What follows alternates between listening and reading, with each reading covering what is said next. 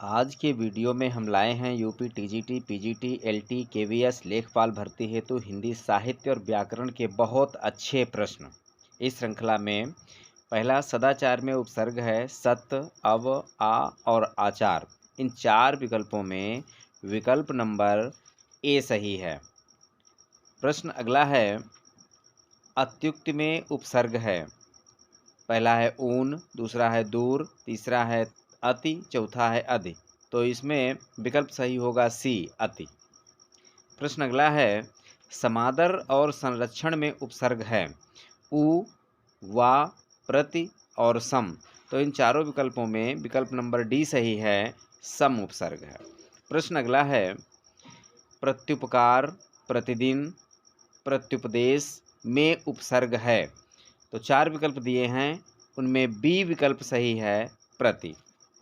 प्रश्न अगला है अध्यक्ष और अधिष्ठाता में उपसर्ग है प्रति, अध, अति और अधि।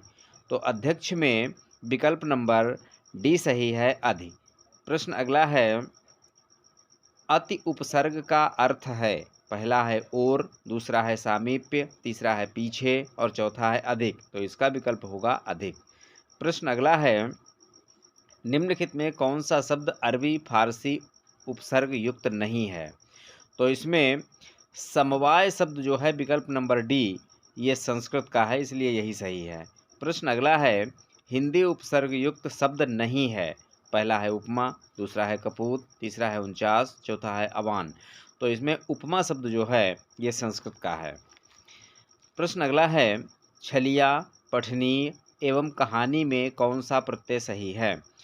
तो इसमें विकल्प नंबर डी जो है, इसमें 3 प्रत्यय दिए हुए हैं, वही सही है।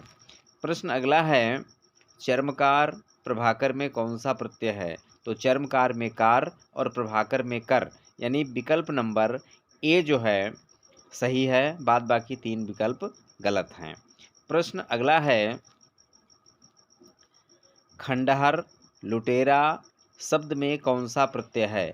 तो खंडहर में हर और लुटेरा में एरा, इस तरीके से विकल्प नंबर ए सही होगा, बाद बाकी तीनों विकल्प अशुद्ध हैं।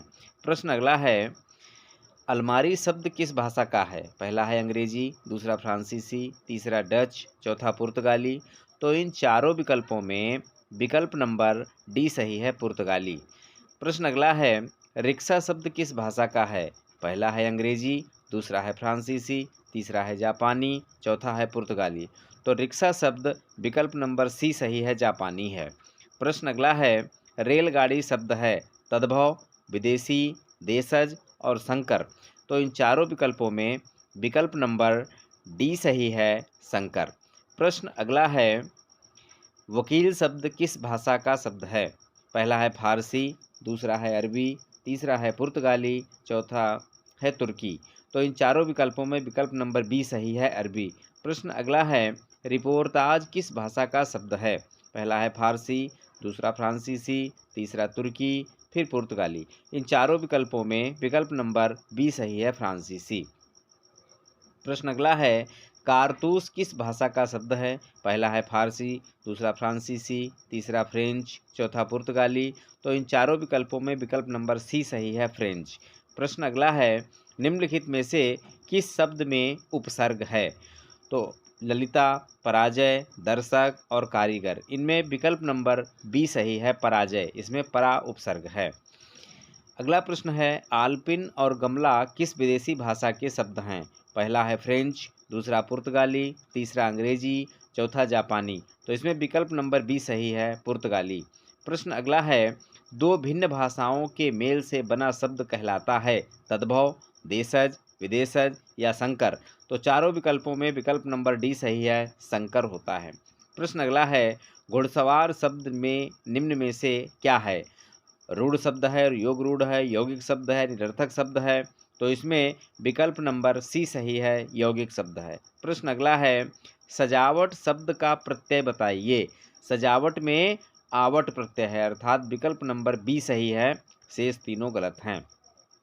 प्रश्न अगला है हिंदी प्रदीप के संपादक हैं ठाकुर जगमोहन सिंह, बालकृष्ण भट्ट, सितारे हिंद, प्रेमघन। तो इन चारों विकल्पों में हिंदी प्रदीप के संपादक हैं विकल्प नंबर बी बालकृष्ण भट्ट। प्रश्न अगला है, सिंहावलोकन के लेखक कौन हैं? पहले अमृत राय, दूसरा है जैनेन्द्र कुमार, तीसरा है प्रेमचंद, चौथा है यशपाल। तो सिंहावलोकन के लेखक हैं विकल्प नंबर डी यशपाल। प्रश्न अगला है, गोदान किस विधा की रचना है? तो इसमें विकल्प 4 दिए गए हैं, आत्मकथा, उपन्यास, डायरी, नाटक। तो गोदान विधा जो है विकल्प नंबर बी सही है, उपन्यास है। प्रश्न अगला है, पुरस्कार कहानी के लेखक हैं, 4 विकल्प हैं, अमरकांत, यशपाल, जयशंकर प्रसाद, प्रेमचंद। तो पुरस्कार कहानी के लेखक विकल्प नंबर सही है सी जयशंकर प्रसाद। प्रश्न अगला है, मेरी जीवन यात्रा की रचना विधा है, अर्थात मेरी जीवन यात्रा की रचना विधा पूछी जा रही है, निबंध, जीवनी, आत्मकथा, संस्मरण। तो इसमें विकल्प नंबर सी सही है, आत्मकथा है।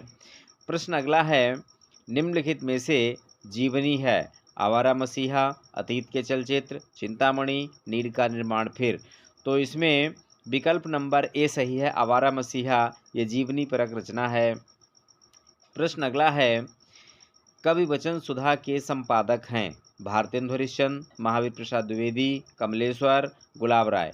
तो इन चारों विकल्पों में कवि वचन सुधा के संस्थापक या संपादक भारतेंदु हरिश्चंद्र जी हैं, विकल्प नंबर ए सही है।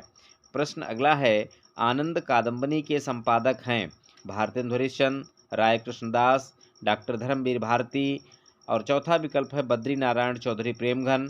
तो इन चारों विकल्पों में विकल्प नंबर डी सही है, बद्री नारायण चौधरी प्रेमघन।